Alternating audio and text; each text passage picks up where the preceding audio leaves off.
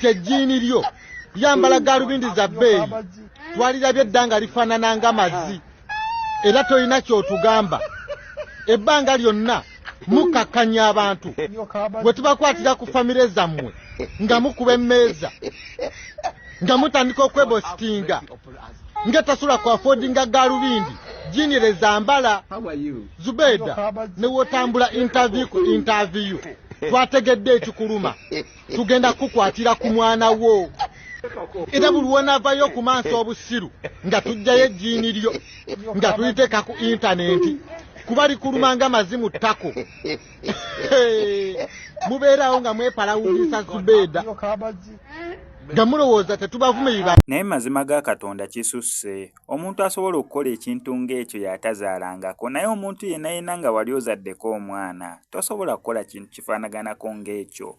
Mazima ga Katonda era onnyimiridde bwantoogo okuvumirira ekikola abantu bali mu kukola eky'okuvuma omwana wa Zubedda. Yes, Zubedda alina ensobi ng'omuntu nga nange SMX we nina ensobi ng'omuntu. Nyinza okwefuula nti story zange zenkola mumanyi nze nkola reported story, nze reportinga already story ebaddewo. Abakola stories oba akantu ba mirundi mingi waliwo oliye ng'agenda mu field ng'akola breaking story, waliwo abakola zi future stories, waliwo abakola zi developing stories, naye nze nkola reported stories. I only report ekyo ekimaze okubeerawo chain reporting.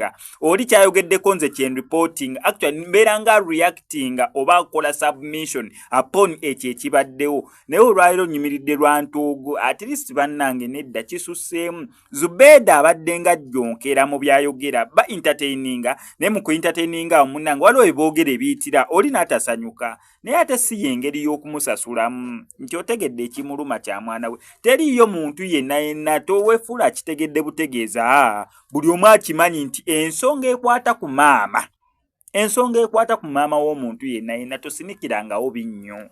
Ensonga sigambye na taata, naye ensonga ekwatagana wandisinika ebinnyo ku taata, naye ensonga ekwatagana ku maama tosinikirangawo binnyo. Ensonga ekwatagana ku mwana w'omuntu bannangawo tosinikirangawo binnyo.